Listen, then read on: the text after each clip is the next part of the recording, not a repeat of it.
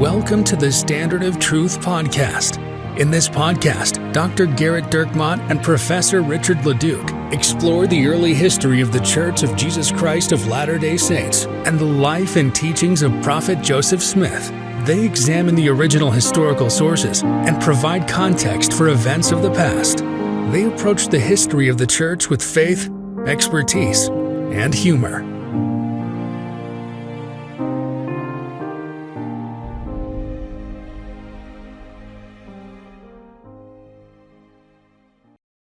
Hi, welcome to another episode of the Standard of Truth podcast.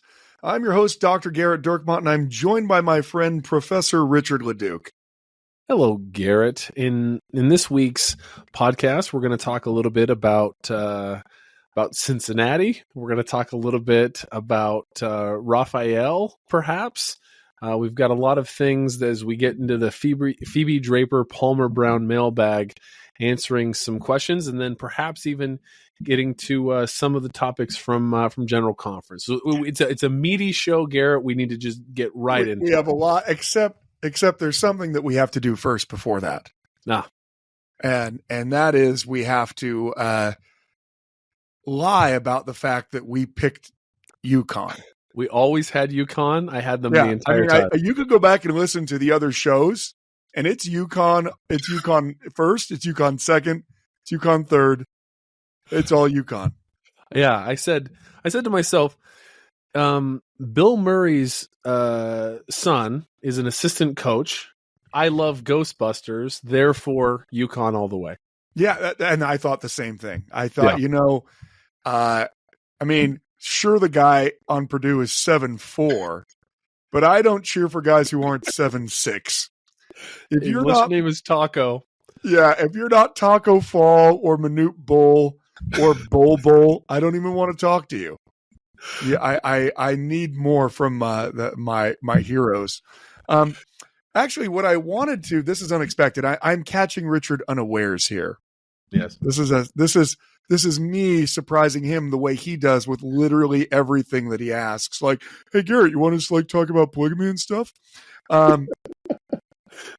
He actually just had me go do a fireside exactly that same way. He's like, hey, what's going on next Sunday?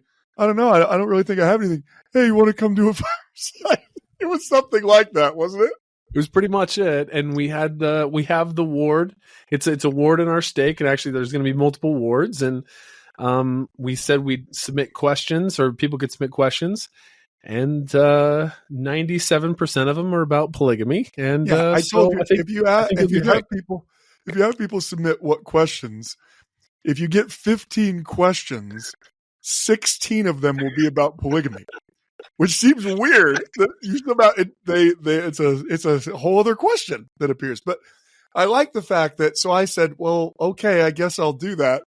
The next thing I know, there's a flyer sent out that says, hey, he's going to answer all of your church history questions, even the really hard ones.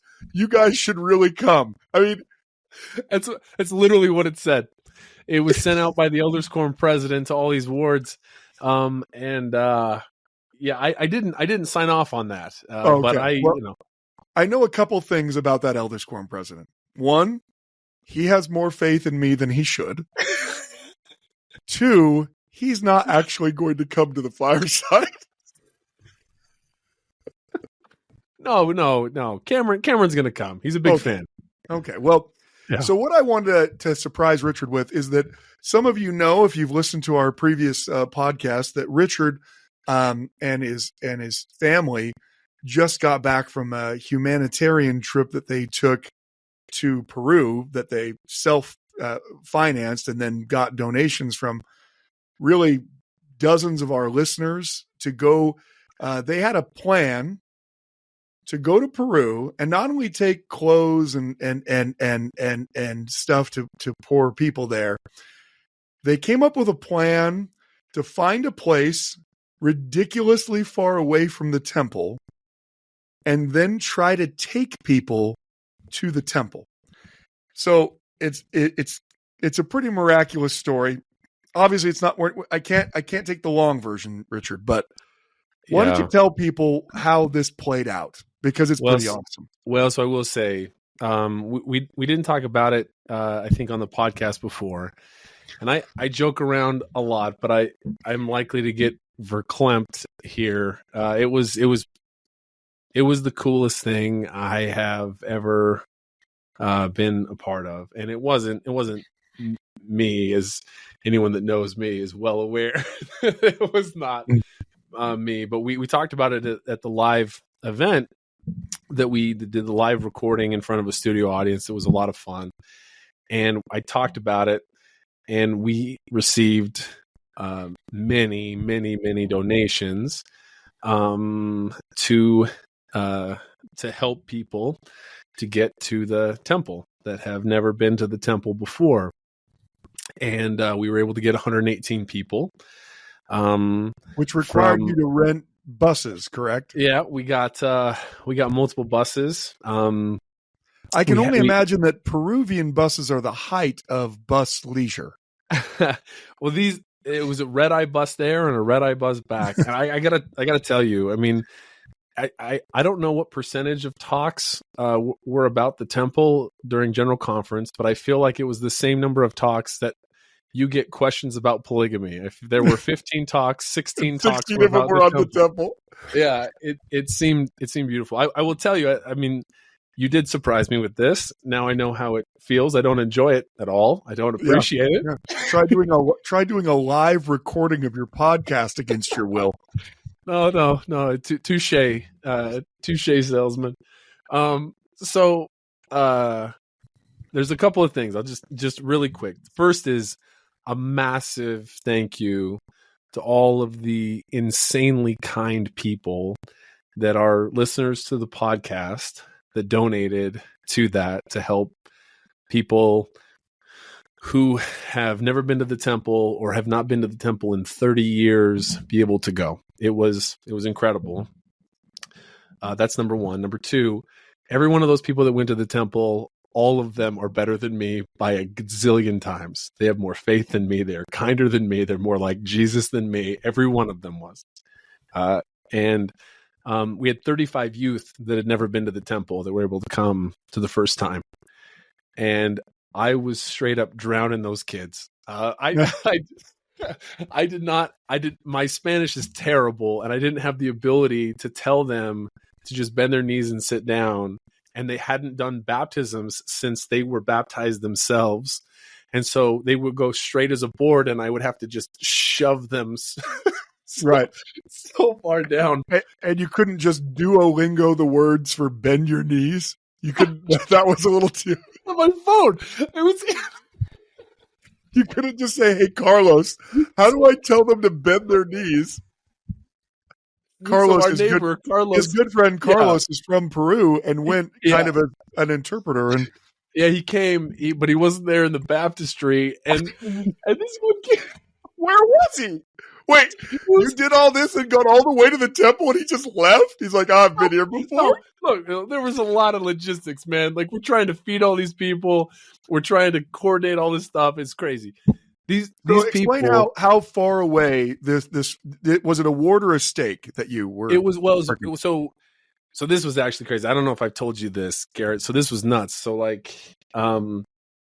so my friend Carlos, who is in our ward, he had done something like this several years ago, and my wife, who is like many of us, is much better than me, said, "Hey, we should do this." And I said, that'd be great. And so we reached out to multiple stake presidents and bishops down in Peru, and no one believed us that's what we wanted. It's like, yeah, sure. So you cold called bishops and said, hey, we're some Americans. If you give us all of your information, I promise we're coming to take you to the temple. That was your plan?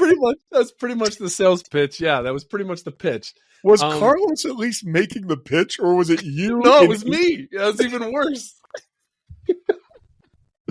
So anyway, my son is serving a mission in Lima, Peru.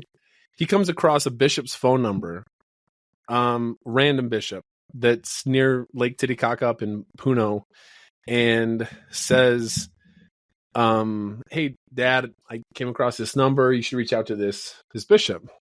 So I WhatsApp messaged the bishop, and I said essentially the pitch that you just made. Right? Hey, man, Right. we're a bunch of Americans, and we want to come down and take a bunch of your people to the temple. Yeah. How's that sound? Yeah, how's that sound? He messages me back, and he says, just last week, we had been fasting as a stake to find out how we could come up with the money to get our stake down to the temple. We didn't know what to do. So we fasted.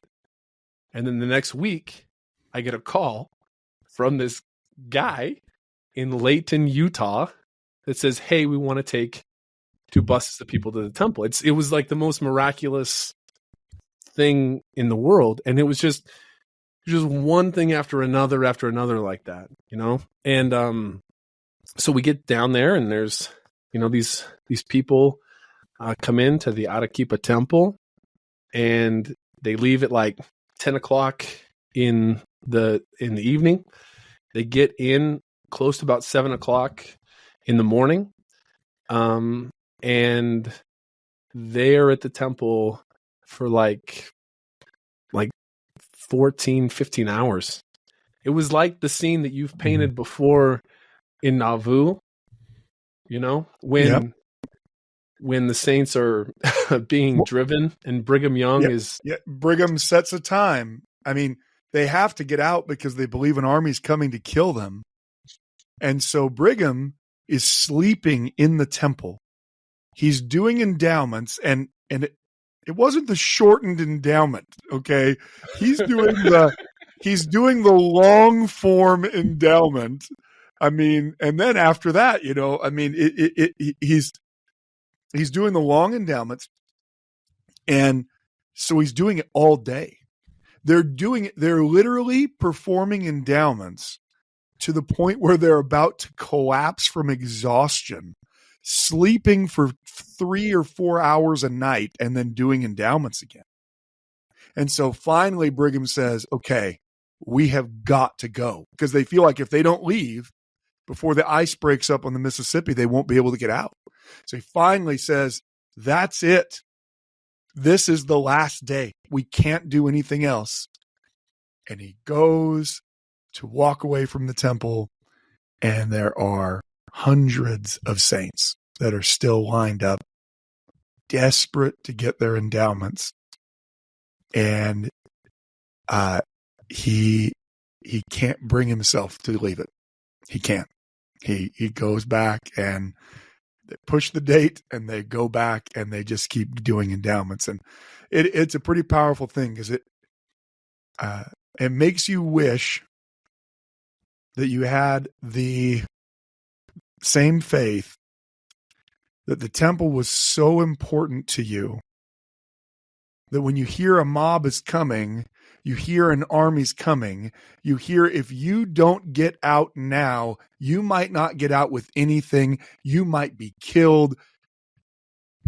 Still just standing there outside the doors of the temple waiting to get in, because there's something that matters more than my property, and there's something that matters more than my life, and that's getting my temple covenants. So anyway, back to your story. From essentially, 6:30, 7 o'clock until about 10 o'clock at night, just going through again. So they went through for themselves, and then they just kept going through for their ancestors?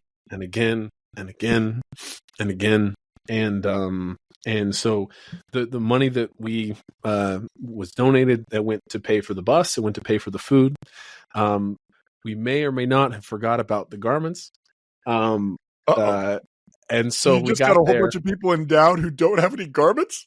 Well, it was so they have a distribution center there, and it was essentially turned into the scene from Charlie and the Chocolate Factory. Which if you listen to the premium content, Charlie and the Chocolate Factory is probably, it is the most referenced thing there is on the podcast. For those of you who are unaware, we have the Standard Truth Podcast is our free podcast, and we cover church history topics and items. And we don't always surprise Richard like this. But we had people, obviously there's a huge amount of cost involved in hosting these and producing these. And we had people who, offered to donate money to help keep the podcast on the air over the past 4 years. And rather than just do that, we thought, well, let's create some other content.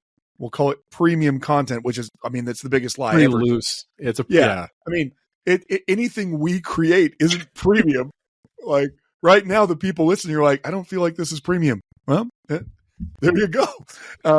But that way, if you feel like supporting the podcast, you can sign up for the premium for a while, and then that will help keep the podcast on the air. And so on our premium podcast, we were talking about the American Revolution, and somehow Augustus Gloop became Karl von Donop, the leader of the German Hessians.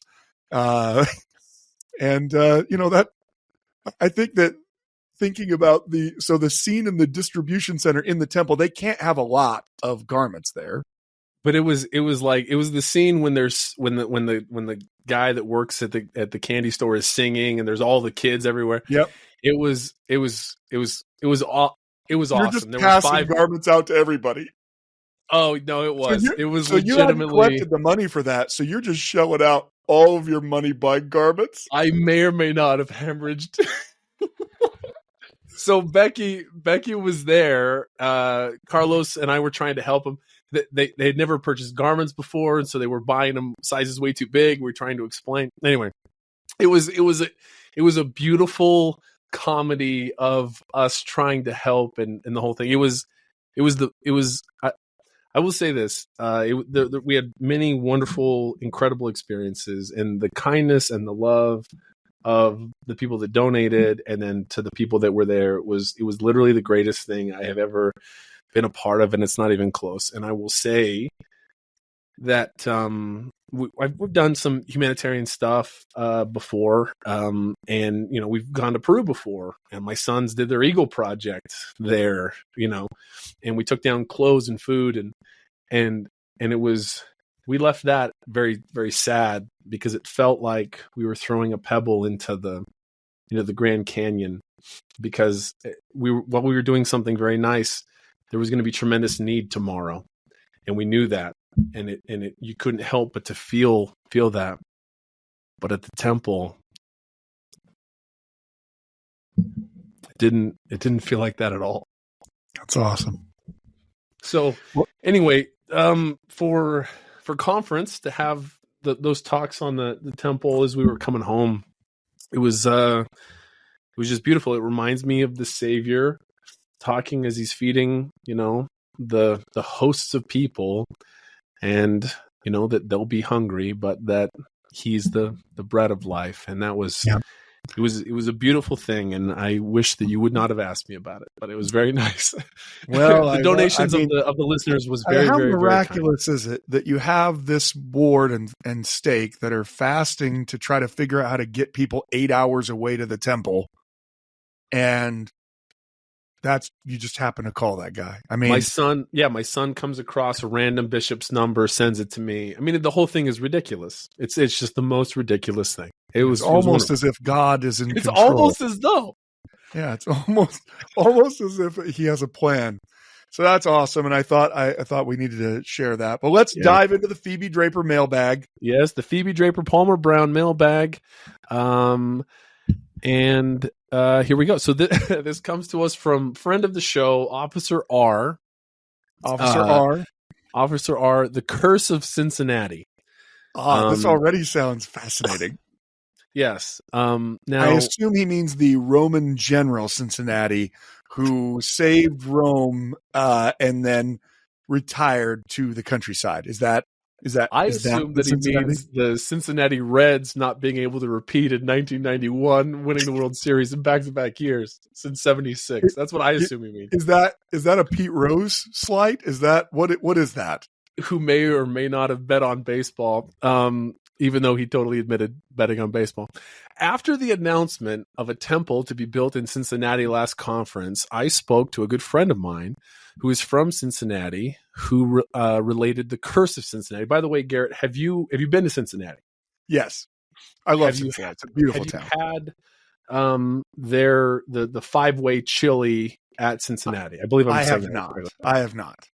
They put spaghetti on it. They put cheese on it. They put meat sauce on it. The whole thing is a mess. They call it chili. It's not. Is it? What level of cardiac arrest does someone eating it go into? Yeah, it comes with an angioplasty. Yeah, like so they schedule you. You're like, and your appointment's tomorrow morning. Would you like a side of chips with that? Now your appointment's tonight.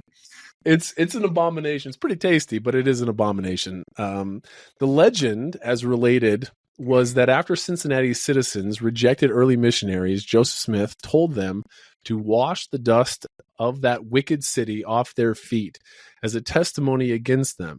And because of that, they have not been able to get a temple. They attempted to purchase land 3 different times for a temple, but it always ended up falling through at the last moment.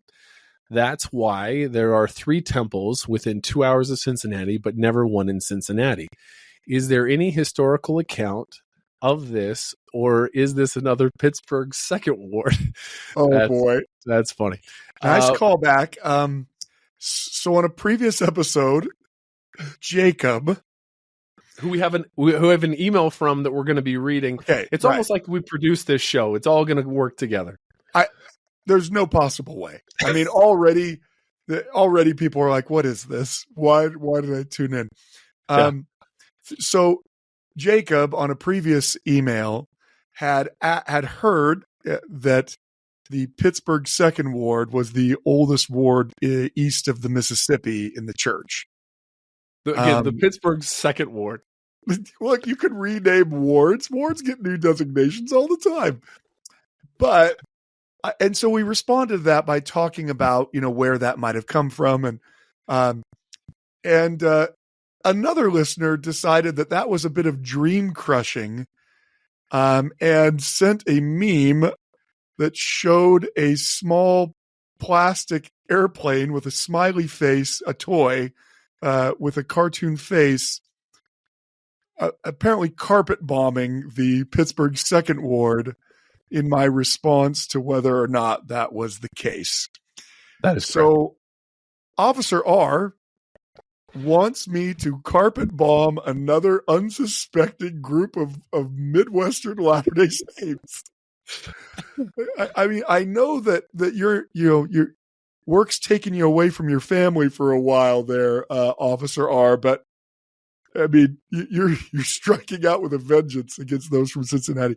So look, when it comes to things like this, usually there's not a prominent thing that you can point to and you can say, oh, this happened, especially when it comes to the church tried to buy land 3 separate times and it always fell through.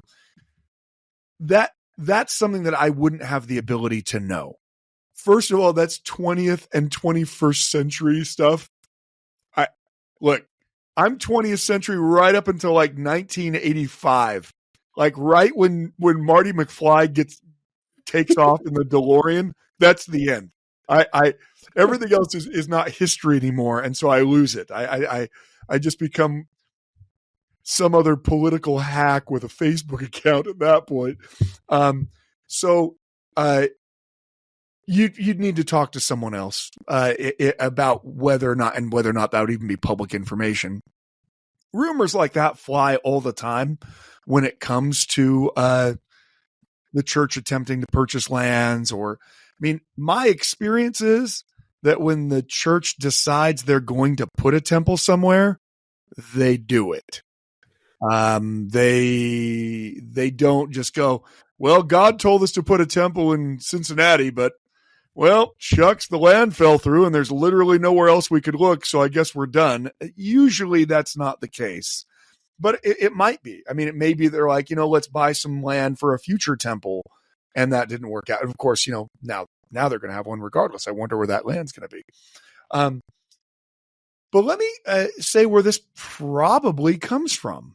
And I don't know. So someone listening might be like, oh no, actually in the early 20th century, there was some missionary dusted his feet off and that called it good. Well, so I would love it actually if it's on the Kentucky side though, like the airport, like it's like, hey, Cincinnati Temple in Kentucky. So you want it to be a Kentucky temple? I desperately want it to be on the other side of the river, like more than anything. Do you know how many listeners we just lost from Cincinnati? We're huge in Cincinnati. Well, I haven't even dream crushed yet, and you're already causing listeners to flee us. Look, who do they think they are to call it the Cincinnati airport and it's in Kentucky? Who do you think you are? Do you think they wanted it that way? They're like, well, we don't want the flight pattern over our houses. Let's put it over Kentucky. Yeah, we're too busy eating this chili with spaghetti noodles on it. I'm going to have to try it. So in the early church, when the saints are first going down to preach in Jackson County, Joseph has a bit of a to-do, a bit of a run-in in Cincinnati on his way down. So this is back in 1831. They've just received the revelation telling them to go to Jackson County, and on their way down, Joseph stops in Cincinnati because it's right there along the river. It's obviously the way that you would go. And he has a very contentious conversation with a Disciples of Christ minister named Walter Scott. Not the same Walter Scott that was the poet who wrote about whales and stuff like that.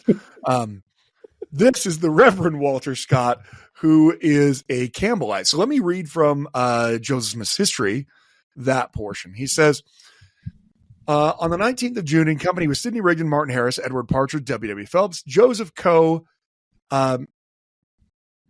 Sidney Gilbert, and his wife, I started from Kirtland, Ohio, for the land of Missouri, agreeable to the commandment before received. So they're commanded by Doctrine and Covenants section 57 to go to Missouri. So they're Doctrine and Covenants 56 to go to Missouri. And so they're going to go there. They're headed on down. And wherein it was promised that if we were faithful, the land of our inheritance, even the place for the city of the New Jerusalem, should be revealed. We went by wagon, canal boats, and stages to Cincinnati. So for those of you who don't know your Ohio geography, Kirtland is up by the lake. Okay, so Kirtland is up, it's next to Cleveland. And Cincinnati is in the extreme southwestern. I'm doing hand signals as if this was a video medium. Richard, are the hand signals helpful for you? They're incredibly helpful. While I am relatively familiar with the Ohio geography, I've never been more just captivated by the way that you're doing the hand signals. You've skipped right by Columbus, pointing straight down to Cincinnati. It's been great. Well, that's because of Ohio State. I couldn't countenance Ohio State, and so I just skipped right past them to get down there. Well, so if you go to the extreme southwestern portion of Ohio, there is Cincinnati, and it's right there along the Ohio River, and of course that continues further down eventually to along Kentucky to Louisville and things like that, until you can get all the way to the Mississippi River. So the Ohio River is a very big, important waterway, and it's a natural thing when you're headed to Missouri to travel along those routes down to Cincinnati, where you're going to cross the river, or, as is the case, many of them ride in boats and canoes along the Ohio River until they get to the Mississippi, and then take the Mississippi up to St. Louis, if you can, get a boat, or walk up to St. Louis, and then walk across the state to where Kansas City is today. So this is the natural route they're taking on their way to go try to find Zion. So they don't even know where Zion is yet. They just know that they're supposed to go to somewhere out there. So they're going to go. Well, they begin their journey down there. And when Joseph gets to Cincinnati, he's going to have this. Well, I guess I'll read it from him. He can explain his disagreeable conversation that he has with this Disciples of Christ minister. Now, remember, Disciples of Christ are these people who they are followers of Alexander Campbell. That's why they're called Campbellites. Alexander Campbell believed that there needed to be a restitution of the biblical church. They needed to get back to what Christ had originally stated, and they were strict Bible believers. If it wasn't in the Bible, it wasn't true. It had to be in the Bible, in the Bible, in the Bible, in the Bible. And so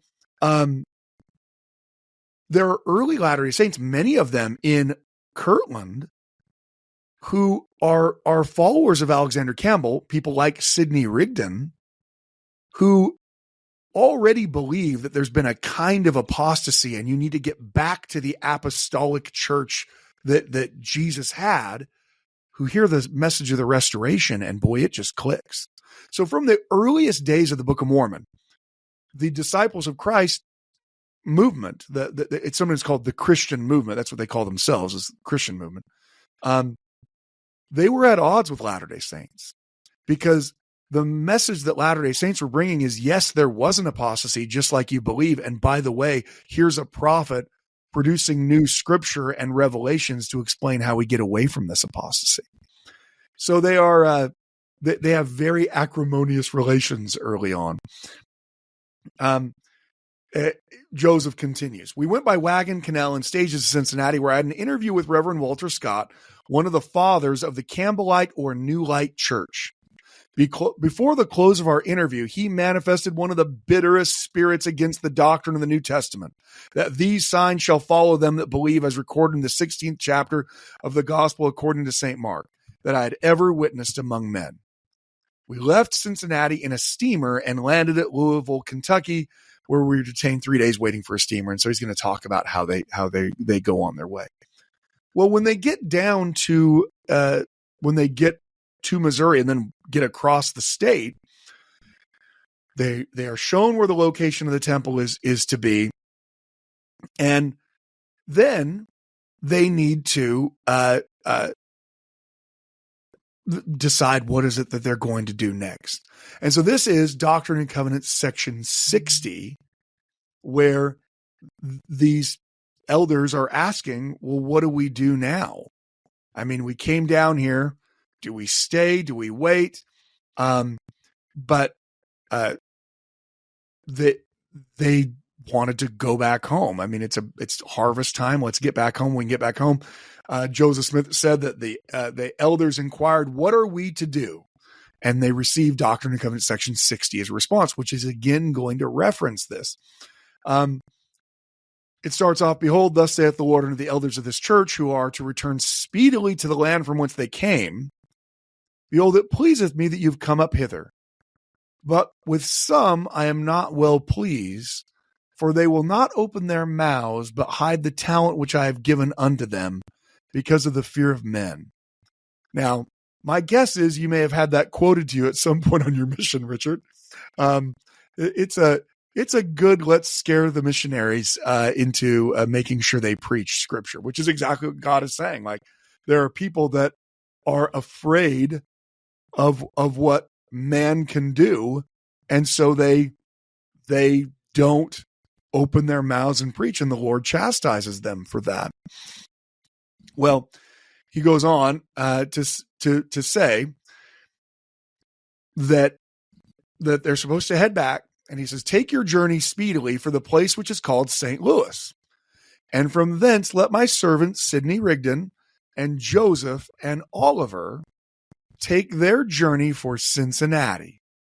And in this place, let them lift up their voice and declare my word with loud voices, without wrath or doubting, lifting up holy hands upon them. For I am able to make you holy, and your sins are forgiven you. And let the residue, so everyone else, take their journey from St. Louis 2 by 2 and preach the word, not in haste among the congregations of the wicked, until they return to the churches from whence they came. And all this is for the good of the churches. For this intent I have sent them. And then it goes on to give directions to other people. So Joseph, Oliver, and Sidney are specifically told to go to Cincinnati with their journey and to preach there against the wicked. So Cincinnati is now factoring back into our story. Joseph had a rough time on the way down, and now the Lord is commanding them on the way back to go back to Cincinnati and preach again. So Doctrine and Covenants 61. Okay, so the next section, they're on their way back, and it's been a rough time. They nearly drown in it when their canoe nearly capsizes trying to go on the river. And this is the one that's very famous section that talks about the destroyer riding upon the waters. That's how most people have heard of Doctrine and Covenants section 61. But in it, they are again given counsel that they are to preach on the way. But this is what is said. And now concerning my servants, this is verse 23 in our current edition of Doctrine and Covenants section 61. And now concerning my servants, Sidney Rigdon, Joseph Smith, and Oliver Cowdery, let them not come again upon the waters, save it be upon the canal, while journeying to their homes. Or in other words, they shall not come upon the waters to journey, save upon the canal. Meaning, no more river boating for you. You nearly died. It's a canal is a little bit safer way to go. You want to get on the canal? Fine. That'll work out great. But we're going to lay off the river for a while. And again, verily I say unto my servants, this is verse 30, my servants Sidney Rigdon, Joseph Smith, and Oliver Cowdery shall not open their mouths in the congregations of the wicked until they arrive at Cincinnati. And in that place they shall lift up their voices unto God, and against that people, yea, unto him whose anger is kindled against their wickedness, a people who are well nigh ripened for destruction.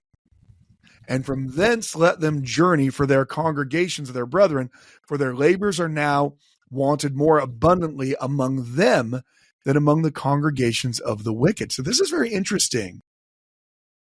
They are told, don't preach to don't go trying to missionary work. Don't preach to the congregations of the wicked. Just get to Cincinnati. And when you get to Cincinnati, then preach. And then when you're done preaching against the wicked in Cincinnati, you're not going to preach anymore to the wicked, but you're going to go to the different branches that you've already established and go preach to them to build up the members who are these new members that have just joined the church. I mean, there's a lot going on in there, right? But the revelation tells them that this is what they're supposed to do, referencing the people there as being wicked. Now, they had already been told that when people don't receive them, that they're to cleanse the dust from their feet, that feet is a testimony against them. Now, that is not how Doctrine and Covenants section 61 references, the way things ended in Ohio. And in fact, the city of Cincinnati in my book is going to make a little bit of a rebound, because in 1839, after the saints are being, murdered in Missouri and they're being abused so terribly, well, Cincinnati is kind of this outpost on the way down there to Missouri, on the way to St. Louis. And the people in Cincinnati and the newspapers in Cincinnati are some of the few that are publishing things like, what is Missouri doing? Are they really just driving all of these Mormons from their homes? Are they really just killing people? To the point where John P. Green, he's going to write a letter, June of 1839. He writes a letter to the prophet, telling him about what's going on in Missouri. Telling him what's going on in Cincinnati. and it seems like there's a little bit of a change. He says, it's with great satisfaction that I can address you at this time. Although I've been detained in this place much longer than I intended. He's writing from Cincinnati. I believe that the Lord has directed my way since I left Quincy. When I first came to Cincinnati, the doors seemed all closed for about a week before I could get a hearing. And at that time, but very few came out. For some said the Mormons deserved all that Missouri had done to them, and others believed what their priests said. But some came out and heard, as they said, the tale of woe for themselves, the Lord helping me to tell things in quite a systematic course. And the people, with the doctors, lawyers, priests, and drunkards, all opened their ears and their mouth, and then their hearts were accessible. And when I had when I had done credulity, had no place in he's listing off several people. With others, I spoke freely on the subject and declared that they believed all that I had stated in the letter. And then appropriate resolutions were adopted. This committee passed 6 resolutions that condemned the mob violence in Missouri. And the committee promised to support the surviving sufferers financially and to help them regain their rights. The committee members argued that the story of the wrongs done to the Mormon people ought to be spread before the American people and the world. So that's at least what this one public meeting resolves. At the meeting, I was advised to publish my documents. A committee was appointed of citizens to examine the proof that was affixed upon the subject. This committee, after examining my papers, requested me to publish and accepted their invitation. And he goes on to say that he's done it. The sound of a Mormon representative in Cincinnati makes a great fuss here, and also afar off. On the 5th day after I arrived in Cincinnati, my arrival was announced in the city of New York in one of the most noted papers in the Union with the strongest terms of disapprobation.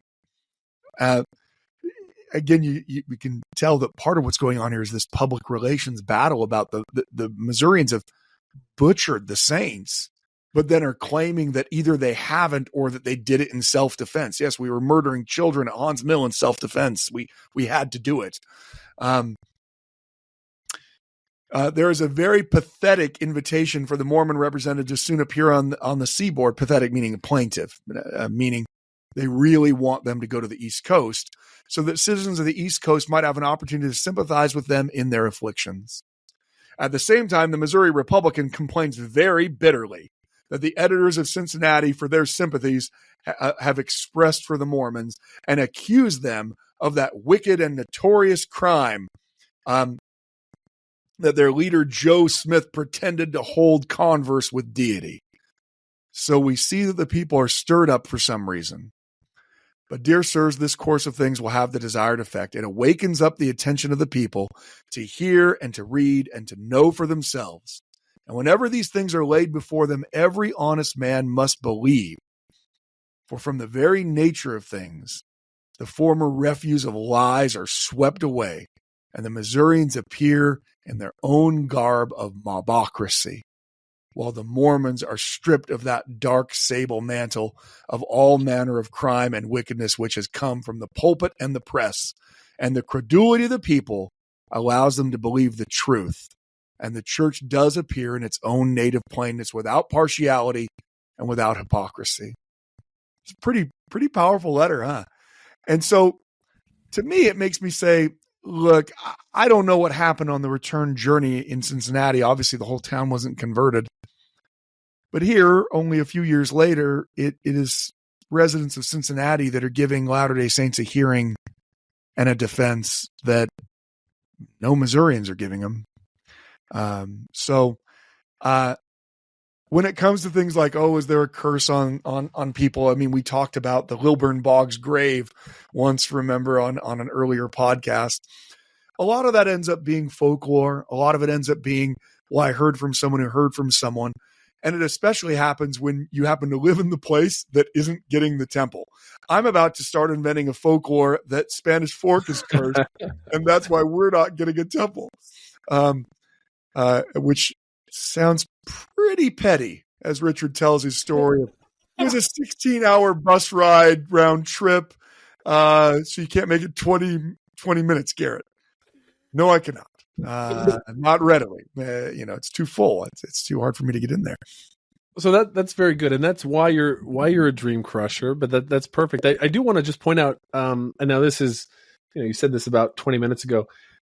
You said Walter Scott, the guy that writes poems about whales. So that's Sir Walter Scott, the inventor and greatest practitioner of historical novels.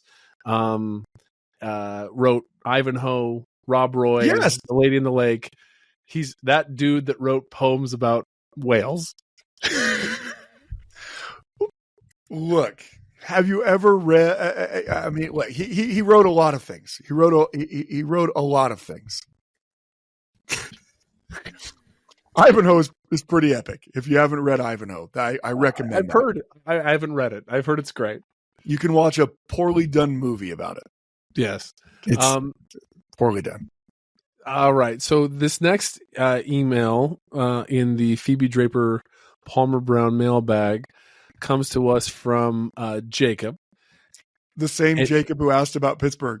For Pittsburgh 2nd Ward, yes. How do we know that Gabriel is Noah? So greetings, doctor and pre-doctor.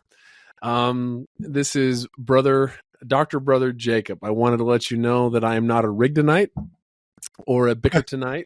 This is because we had speculated when he said the congregation I belong to is the oldest congregation east of the Mississippi. I was like, I guess it could be if you were part of Sidney Rigdon's branch that he formed after that. And then, of course, Sidney Rigdon's church, excommunicates him and they follow William Bickerton. And so they become the Bickertonites. That's where that. Yeah, that is a rough road for Sidney, It's tough to break away from a church and found your own church and then have the church that you founded excommunicate you. Yeah. That's rough. It is. While I was in Pittsburgh, I was often asked if it was hard to get used to electricity and gas-powered cars as a member of the Amish religion. I had to inform them that inform them and you that I am a member of the Church of Jesus Christ of Latter-day Saints. I have heard the moniker of Dream Crusher before, but not until I experienced it firsthand did I realize how truly crushing it feels to have someone mercilessly destroy your dreams. To paraphrase Joseph Smith, I have endured many episodes of the Standard of Truth and hope to be able to endure all episodes. One of my That's great. One of my favorite series was on the Angel Moroni. I think that's a 57-parter. I found them insightful and informative. My question comes from Doctrine and Covenants, section 128, verse 21, where it lists the angels Michael, Gabriel, and Raphael. Where do we learn that Gabriel was Noah when he was on Earth? Also, do we know anything more about Raphael? Thanks for the time and effort you put into your podcast. It is enjoyable, especially when I have nothing else to do. So that's a reference to my son, who says the podcast is okay when you've got nothing else to do. Yeah, if you're a missionary and you have nothing else to listen to, it's fine. It's fine. Yes, as the missionary email requests keep pouring in. We did get several missionary email requests just the last couple of days. So yeah, just every day we get more missionary requests. It's actually pretty. We do feel like people are just creating false missionary emails at this point. Yeah, it's elder so-and-so at gmail.com. Yeah, that sounds legit. Why don't you have an LDS? Why don't you have a Church of Jesus Christ email address? Oh, in our mission, they don't do that. In our mission, they don't do that. What do you mean in your mission, they don't do that? Yeah, it's a government thing. They won't let us do that. But they let you use AOL. I don't know. All right, so Garrett, Michael, Gabriel, Raphael, what do we know? How do we know it? How can you crush Jacob's dreams again? Well, I don't want to crush Jacob. See, he made it so I didn't have to crush him. He just said, how do we know this? I know he asked the question in a way that you don't have to, but if you wanted to. I just went anyway. That seems like that would be gratuitous at this point. Yeah, it would be. So I love on the heels of General Conference, President Nelson's talk. He was very deliberate and we talked about this in our bonus episode, in talking about why the church matters. And I shouted huzzah as I listened, because I feel like when I do firesides all the time. I'm going to have to start saying no. My family doesn't know who I am, and then there's this podcast, and I often find people that are struggling with their faith and they're focused on a lot of events. They're focused on, well, what about this in the past? Or they're focused on theologies like, well, we don't understand how sealing works, or what about this, or what about that?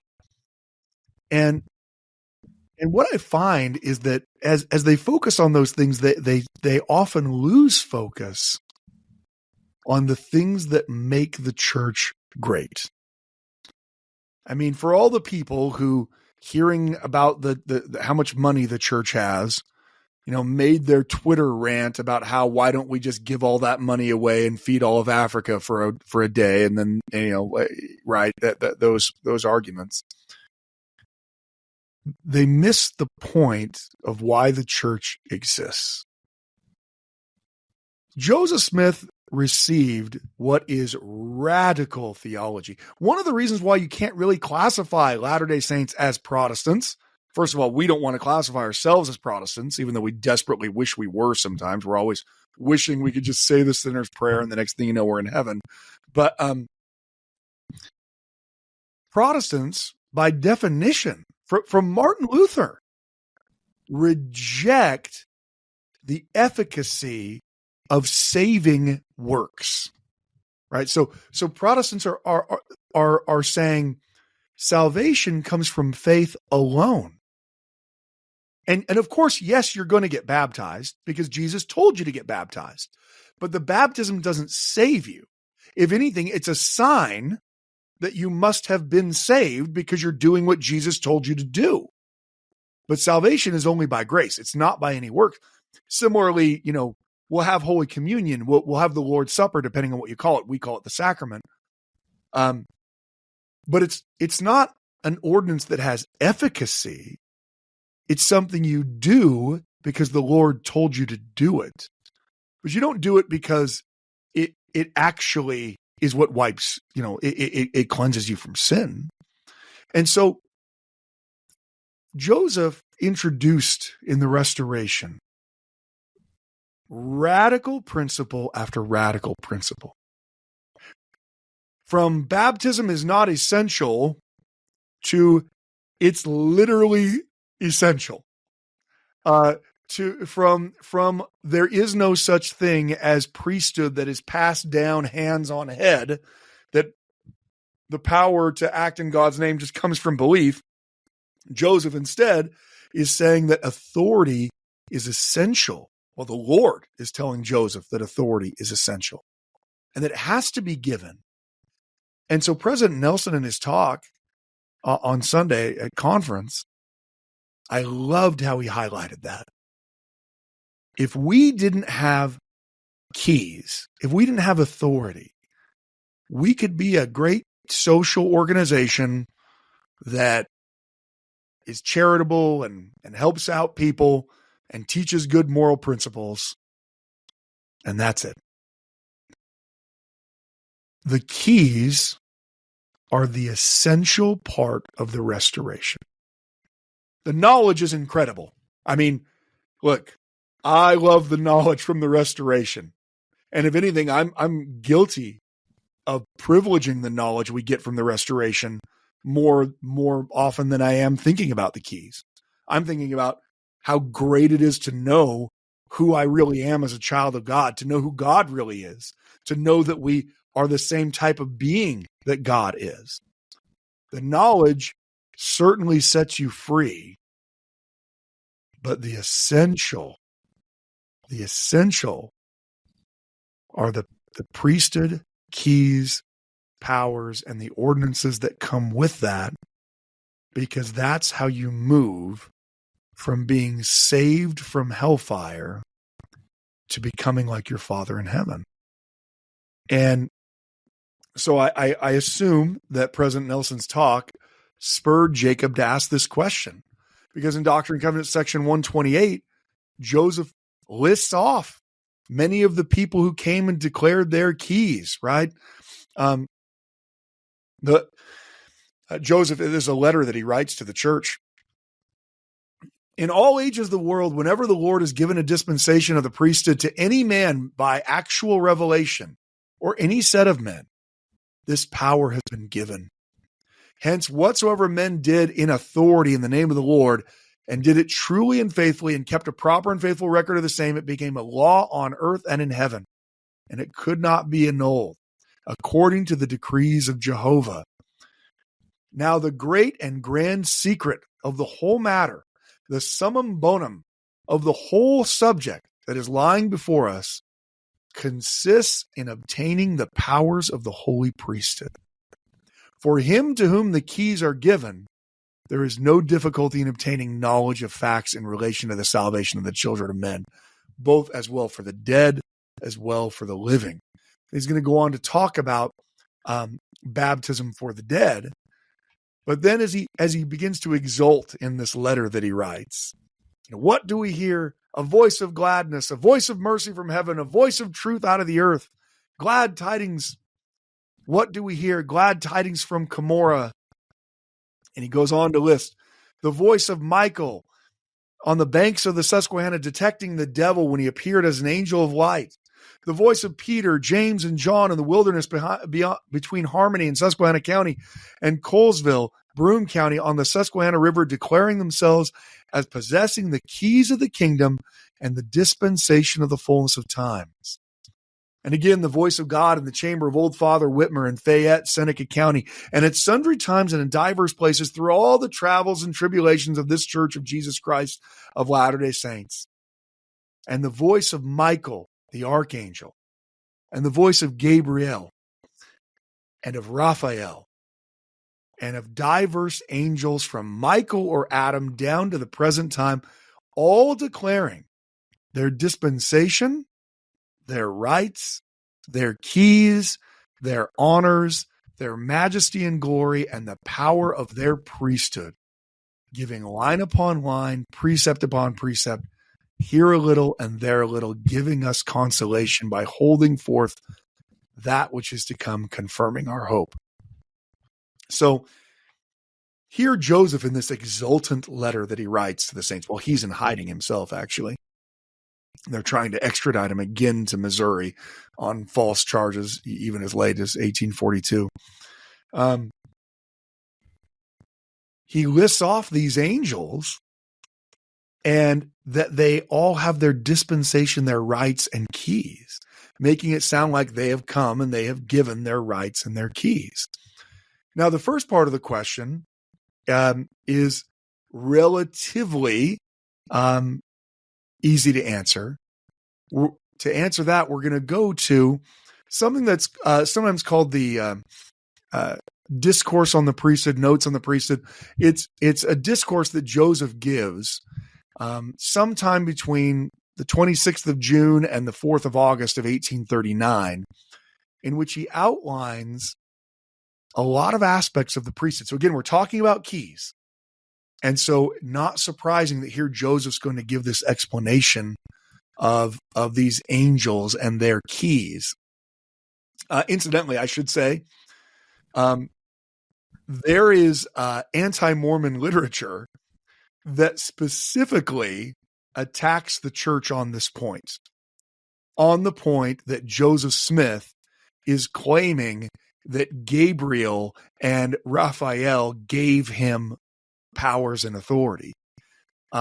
First, because angels don't have keys and power and authority to give, and second, Mormons, they don't call us Latter-day Saints, just so you know. Mormons erroneously believe that angels are resurrected beings that used to live on this earth.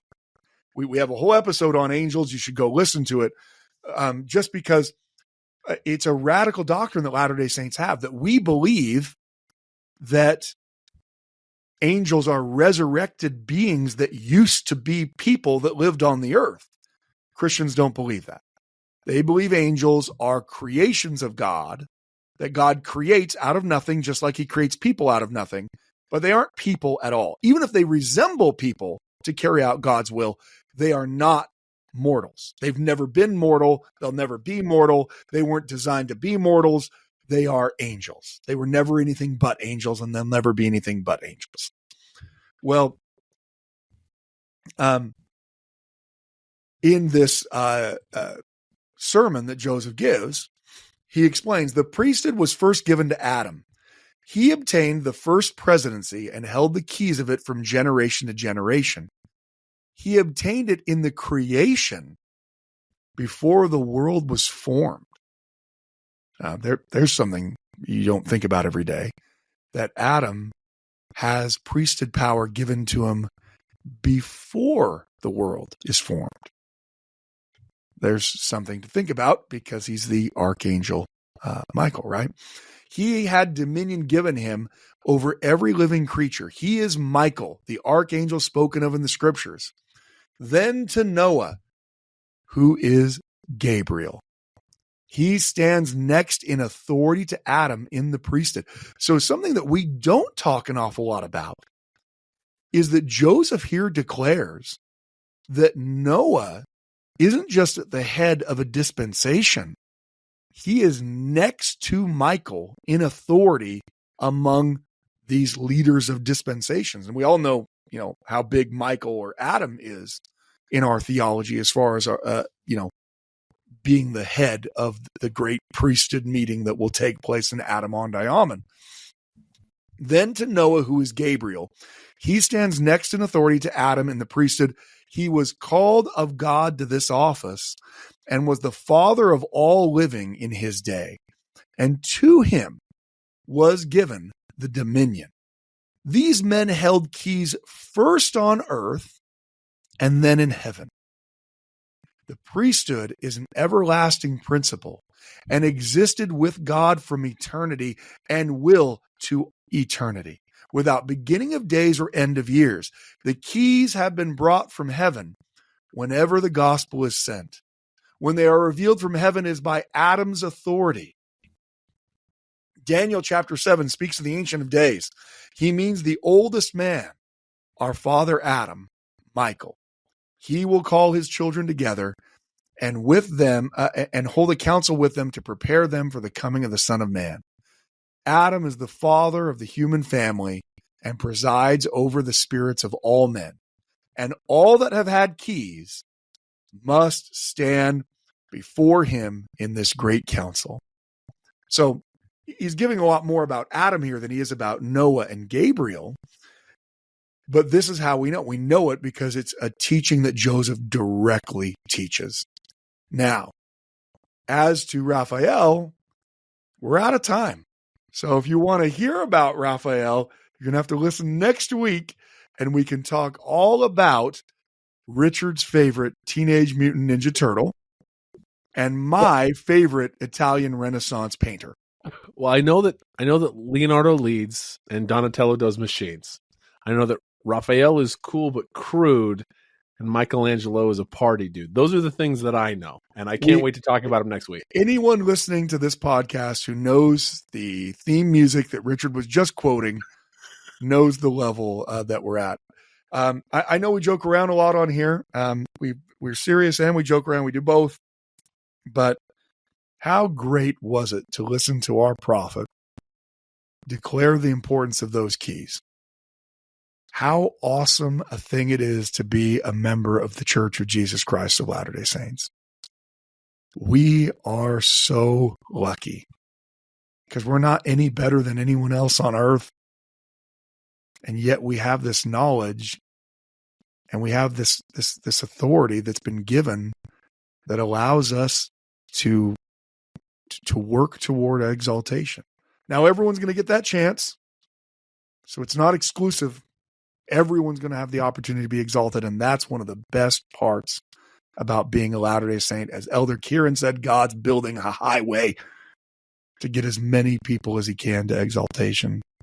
So thank you so much for joining us. And we will hope to have you tune in to hear the exciting conclusion about Raphael and other Ninja Turtles next week. Thank you for listening to the Standard of Truth podcast, hosted by historian Dr. Garrett Dirkmaat. If you know anybody that could benefit from the material in this episode, please share it with them. And for more resources, visit standardoftruth.com. Until next time.